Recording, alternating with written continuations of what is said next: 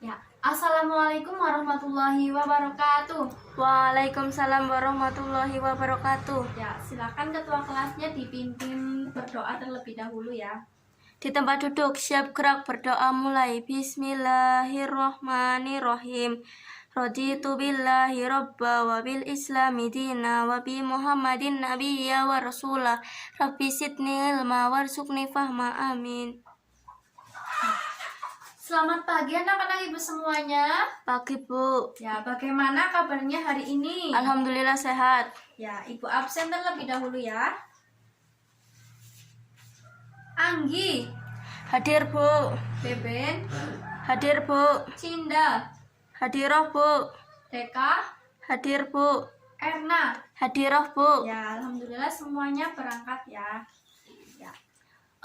Di pertemuan minggu lalu kita sudah sampai di bab 2 ya. Masih ada yang ingat nggak kira-kira di bab 2 itu kemarin kita membahas tentang apa? Tentang kekuasaan Allah Bu. Ya, betul sekali. Di bab 2 kita sudah membahas tentang kekuasaan dan rahmat Allah ya. Jadi semua ciptaan Allah, semua peristiwa yang ada di alam semesta ini itu adalah sebagai tanda ya atau bukti kebesaran Allah bagi hambanya yang berakal sehat. Nah, sekarang kita lanjut ke bab 3 ya. Sebelumnya ibu tanya terlebih dahulu. Di sini ada yang suka berbagi nggak? Coba tunjuk tangan yang suka berbagi. Saya Bu. Ya, coba Mbak Deka. Suka berbagi apa Mbak Deka? Jajan sama adiknya Bu. Ya, jadi sebagai seorang muslim kita itu harus suka berbagi ya, suka berbagi, suka menolong kepada orang lain. Nah, sikap tersebut yang akan kita bahas pada pagi hari ini yaitu menggapai ridho Allah dengan sikap dermawan dan menghindari kikir ya. Nah, dibuka terlebih dahulu bukunya halaman 26. Ya, sebelumnya ibu mau tanya dulu satu lagi. Ada yang tahu sikap dermawan nggak? Tidak Bu. Belum tahu ya? Jadi sikap dermawan itu adalah sikap suka berbagi kepada orang lain ya. Suka berbagi, suka memberi kepada orang lain yang membutuhkan bantuan. Nah, bantuan itu bisa berupa uang, bisa berupa pikiran, bisa berupa tenaga ya. Nah, ada sikap yang berlawanan dengan sikap dermawan. Sikap apa? Ada yang tahu nggak? Sikap pelit Bu. Ya, pelit atau kikir atau bakhil itu sama saja ya. Jadi kalau mereka kikir itu nggak mau berbagi sama orang lain ya.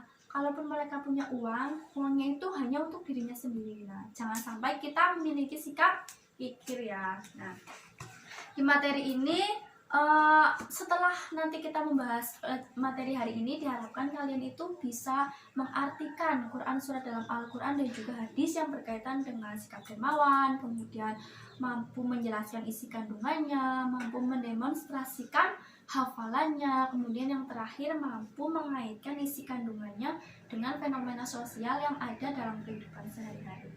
Nah, di halaman 26 itu ada Quran surat Al-Ain ya, ayat 1-7 ya. Coba dibaca bersama-sama terlebih dahulu. Yuk. Bismillahirrahmanirrahim. Wallaili idza yaghsha wan nahari idza tajalla wa ma khalaqad dzakara wal unsa inna sa'yakum lasatta fa amma man a'ta wattaqa wa saddaqa bil husna fasanuyassiruhu lil yusra. Artinya, Demi malam apabila menutupi cahaya siang, demi siang apabila terang benderang, demi penciptaan laki-laki dan perempuan, sesungguhnya usahamu memang beraneka macam. Maka barang siapa memberikan hartanya di jalan Allah dan bertakwa dan membenarkan adanya pahala yang terbaik atau surga, maka akan kami mudahkan baginya jalan menuju kemudahan atau kebahagiaan. ya. Nah, jadi isi kandungan dari Quran surat Al-Lail ayat 1-7 itu membahas tentang janji Allah ya. Jadi Allah itu bersumpah ya demi langit dan demi malam, demi malam dan siang, kemudian demi penciptaan laki-laki dan perempuan. Jadi Allah itu menjanjikan balasan yang terbaik berupa pahala, kemudian surga di akhirat kelak, terus juga berbagai kemudahan-kemudahan. Nah, janji tersebut diberikan kepada siapa? Yaitu kepada orang-orang yang gemar bersedekah dan juga orang-orang yang bertakwa. Nah, tidak hanya Allah saja yang memberikan janji, tetapi juga Rasulullah Shallallahu Alaihi Wasallam yang memberikan janji kepada orang yang dermawan, yaitu akan menjanjikan sebuah kemuliaan dan juga derajat yang tinggi bagi orang-orang yang dermawan ya, sesuai dengan hadis Rasulullah Shallallahu Alaihi Wasallam di halaman 27 itu ya, disimak ya.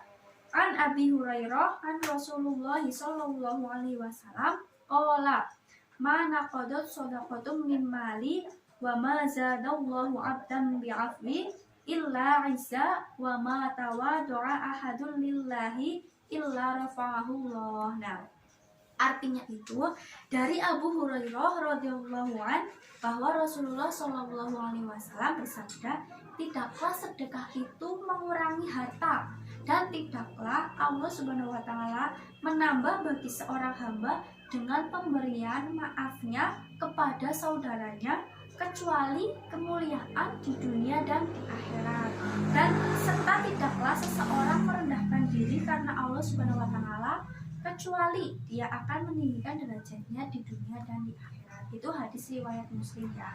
Jadi intinya dalam hadis tersebut itu bahwa ketika kita bersedekah itu sebenarnya tidak mengurangi harta kita. Nah, ketika kita berbagi kepada orang lain ya, kita akan membagikan harta yang kita miliki kepada orang lain. Nah, otomatis secara kasat mata memang harta kita berkurang, tetapi sebenarnya justru Allah malah menambahkan keberkahan kepada harta kita, menambahkan keberkahan, menambahkan pahala, kemudian kemudahan-kemudahan lainnya.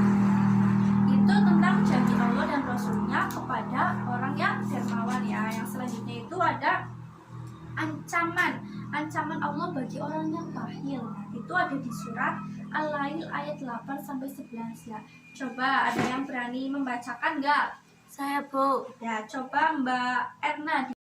Bismillahirrahmanirrahim. Wa amma man bakhila wastaghna wa kadzdzaba bil husna fasanuyassiruhu lil usra wa ma yughni anhu maluhu idza taradda.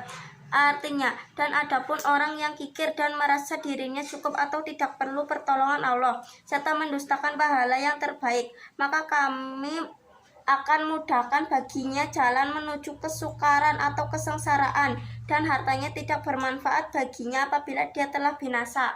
Ya, jadi isi kandungan Quran surat Al-Lail ayat 8-11 itu, orang yang kikir terhadap hartanya itu, mereka itu tidak membutuhkan Tuhannya ya. Jadi mereka juga tidak mempercayai bahwa pahala itu merupakan bekal untuk akhirat kelak ya. Jadi Allah di sini itu akan menimpakan berbagai keburukan, kesesatan, bahkan akan memasukkan ke dalam neraka bagi orang-orang yang bakhil ya. Nah, selain itu juga ada hadis riwayat Muslim dari Jabir ya, yang isinya itu Rasulullah itu mengingatkan kepada kita agar menjauhi sikap dolim dan juga sikap kikir ya. Karena apa? Karena sikap dolim ini akan menjadikan kegelapan bagi manusia di hari kiamat kelak. Nah, sikap kikir ini akan mendekatkan kita pada perbuatan dosa dan juga kehinaan. Nah, jadi ada 3 ya, ada 3 yang dapat membinasakan, 3 perkara yang dapat membinasakan. Yang pertama itu ada kikir ya, kikir atau pelit yang ditaati. Kemudian yang kedua hawa nafsu yang diikuti, dan yang terakhir yang ketiga itu adalah takjubnya seseorang terhadap dirinya sendiri. Jadi itu ya materi kita pada hari ini di bab 3 ya. Ada yang mau ditanyakan? Enggak, Bu. Sudah paham semuanya ya? Sudah. Ya. Nah, untuk tugas kalian menghafalkan Quran surat Al-Lail ya beserta dengan artinya. Nah, minggu depan maju satu-satu disetorkan ke ibu ya. Jadi ibu rasa penjelasannya ini sudah cukup jelas ya. Terus juga karena waktunya sudah selesai dan tidak ada pertanyaan dari kalian, jadi ibu rasa cukup ya. Kita akhiri pertemuan kita pada pagi hari ini. Kurang lebihnya mohon maaf, semoga bermanfaat. Kita tutup dengan bacaan kafaratul majlis. Bismillahirrahmanirrahim. Subhanakallahumma wa bihamdika asyhadu an la ilaha illa anta astaghfiruka wa atubu ilaik. Wassalamualaikum warahmatullahi wabarakatuh. Waalaikumsalam warahmatullahi wabarakatuh.